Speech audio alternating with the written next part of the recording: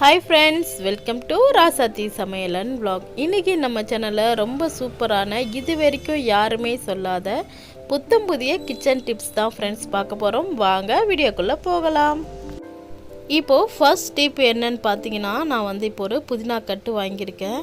சில சமயம் பார்த்திங்கன்னா நமக்கு ஃப்ரெஷ்ஷாக கிடைக்காது. இப்போ அடிக்கிற வெயிலுக்கு நம்ம வாங்கினதுமே கூட பார்த்திங்கன்னா புதினா உடனே வாடி போயிடும். ஆனால் இது நான் வாங்கும் போது ரொம்பவே ஃப்ரெஷ்ஷாக இருந்துச்சு. ஒரு அரை மணி நேரத்துக்குள்ளே பார்த்திங்கன்னா இந்த மாதிரி வதங்கி போயிடுச்சு. ஸோ இந்த மாதிரி உங்களுக்கு வதங்கி போயிடுது.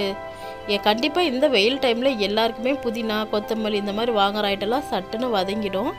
அதை திரும்ப ஃப்ரெஷ்ஷாக தலை எப்படி மாற்றுறது அப்படின்னு சொல்லிட்டு தான் நம்ம இப்போ ஒரு டிப்ஸ் பார்க்க போகிறோம். நீங்கள் இந்த மாதிரி புதினா கட்டு வாங்கினதுக்கு அடுத்து பார்த்தீங்கன்னா நல்லா இலையெல்லாம் கிள்ளி எடுத்துக்கோங்க. இலை பார்த்திங்கன்னா கருப்பாக இருக்கக்கூடாது. அதை தவிர்த்து பச்சை கலரில் இருந்தாலும் உங்களுக்கு வதங்கி போயிருந்தாலும் பிரச்சனை இல்லை. இந்த மாதிரி நம்ம இலை எல்லாத்தையும் கிள்ளி எடுத்ததும் இதில் பார்த்திங்கன்னா நம்ம தண்ணி சேர்த்துக்கலாம். தண்ணியில் நீங்கள் போட்டுட்டு ஒரு 2 hours கழித்து பார்த்திங்கன்னா நீங்கள் நம்பவே மாட்டீங்க, அந்த அளவுக்கு ஃப்ரெஷ்ஷாக தலைன்னு மாறிடும். இப்போ பாருங்கள், கிட்டத்தட்ட இது தண்ணி ஊற்றி 2 மணி நேரத்துக்கு மேலே ஆயிடுச்சு. எப்படி ஃப்ரெஷ்ஷாக இருக்குதுன்னு சொல்லிட்டு நீங்களே பாருங்கள். இந்த டிப்ஸை கண்டிப்பாக நீங்கள் வீட்டில் ஃபாலோ பண்ணி பாருங்கள். கண்டிப்பாக இது உங்களுக்கு தெரியும்.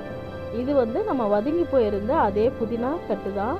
இப்போ பார்த்தீங்கன்னா எந்த அளவுக்கு ஃப்ரெஷ்ஷாக இருக்குதுன்னு உங்களுக்கு தெரியும்.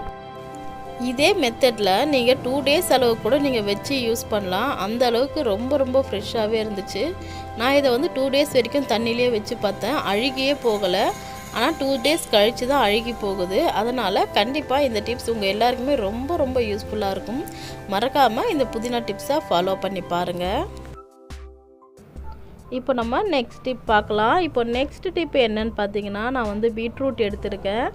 பீட்ரூட் பார்த்திங்கன்னா நம்ம இதை கட் பண்ணிவிட்டு சமைக்கலான்னு போது பார்த்திங்கன்னா உங்களுக்கு தோல் எடுக்கும்போது அது கூடயே சேர்ந்து காயும் அதிகமாக வேஸ்ட் ஆகிடும். அந்த மாதிரி வேஸ்ட் ஆகாமல் வெறும் தோலை மட்டும் எப்படி ஈஸியாக ரிமூவ் பண்ணுறது அப்படின்னு சொல்லிட்டு தான் நம்ம இப்போ பார்க்க போகிறோம். இப்போ பார்த்திங்கன்னா பீட்ரூட் மேலேயும் அடியிலையும் நான் கொஞ்சமாக கட் பண்ணி எடுத்திருக்கேன். அதாவது காய் கட் பண்ணல, மேலே இருக்கிற அந்த காம்பு மட்டும் கட் பண்ணி எடுத்திருக்கேன். இந்த மாதிரி நீங்கள் கட் பண்ணி எடுத்துட்டீங்க அப்படின்னா நீங்கள் அடுத்தது ஒரு கிண்ணம் எடுத்துக்கோங்க. அந்த கிண்ணத்தில் கொஞ்சமாக தண்ணி எடுத்துக்கிட்டு நம்ம இந்த பீட்ரூட் எல்லாத்தையுமே நம்ம அதுக்குள்ளே போட போகிறோம்.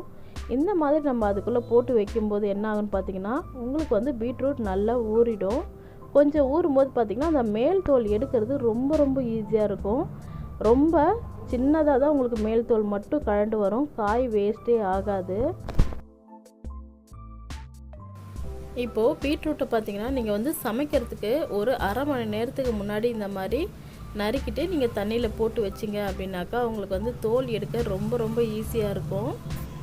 இந்த மாதிரி நம்ம கேரட், பீட்ரூட், அடுத்து பார்த்திங்கன்னா உருளைக்கிழங்கு, இந்த மாதிரி வெஜிடபிள்ஸ் எல்லாத்தையுமே நம்ம தண்ணியில் ஊற வச்சுட்டு அடுத்து தோல் எடுத்தோன்னு பார்த்திங்கன்னா ரொம்ப ஈஸியாகவே உங்களுக்கு அந்த தோல்லாம் ரிமூவ் ஆகிடும். நீங்கள் எவ்வளோ காய்கறிகளாக இருந்தாலுமே அசால்ட்டாக நம்ம கொஞ்ச நேரத்துலேயே வேலையெல்லாம் சட்டுன்னு முடிச்சிடலாம்.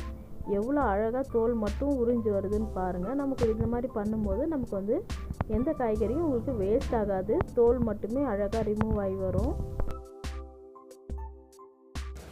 இப்போ பாருங்கள், அந்த மேல் தோல் எடுத்து காட்டுறேன் எவ்வளோ சன்னமாக இருக்குன்னு சொல்லிட்டு. கொஞ்சம் கூட நமக்கு காய்கறி வேஸ்ட்டே ஆகாது, வெறும் தோல் மட்டுமே அழகாக வந்துடும். அதனால கண்டிப்பாக நெக்ஸ்ட் டைம் நீங்கள் காய்கறி க்ளீன் பண்ணுறதா இருந்தால் தண்ணியில் போட்டு வச்சுட்டு அதுக்கப்புறம் க்ளீன் பண்ணுங்கள். நெக்ஸ்ட் பார்த்திங்கன்னா நம்ம சூப்பரான ஒரு ஹெல்தி டிப்ஸ் ஒன்று பார்க்க போகிறோம்.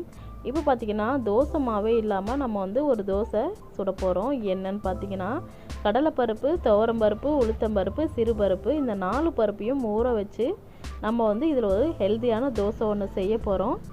இந்த மாதிரி ஈவினிங்கில் நீங்கள் செஞ்சு கொடுத்தீங்க அப்படின்னா பசங்களும் சரி பெரியவங்களும் சரி விரும்பி சாப்பிடுவாங்க. இதில் நிறைய சத்துக்கள் இருக்குது. அதனால் கண்டிப்பாக மறக்காமல் இந்த மாதிரி நீங்கள் ஒரு 4-5 பருப்பு இருந்துச்சு அப்படின்னா எல்லாத்தையும் சேர்த்து ஊற வச்சு அரைச்சி இதிலையும் நம்ம தோசை செய்யலாம். தோசை அவ்வளோ டேஸ்ட்டாக இருந்துச்சு. இந்த ரெசிபி உங்களுக்கு நெக்ஸ்ட் வீடியோவில் கண்டிப்பாக போஸ்ட் பண்ணுறேன். ஈவினிங்கில் என்ன செஞ்சு கொடுக்குறது பசங்களுக்கு அப்படின்னு சொல்லிட்டு எந்த டென்ஷனுமே வேண்டாம். நம்ம இந்த மாதிரி பஜ்ஜி போண்டா இந்த மாதிரி செய்கிறதுக்கு பதிலாக இந்த மாதிரி ஹெல்த்தியான தோசை செய்யலாம். இந்த மாதிரி செஞ்சு கொடுத்தீங்கன்னா ஈவினிங் ஸ்நாக்காகவும் இருக்கும், அதே சமயத்தில் பசங்களுக்கு ரொம்ப ஹெல்த்தியாக இருக்கும். கண்டிப்பாக இந்த டிப்ஸையும் ஃபாலோ பண்ணி பாருங்கள். இதோட ரெசிபியை கண்டிப்பாக நான் நெக்ஸ்ட் வீடியோவில் போஸ்ட் பண்ணுறேன்.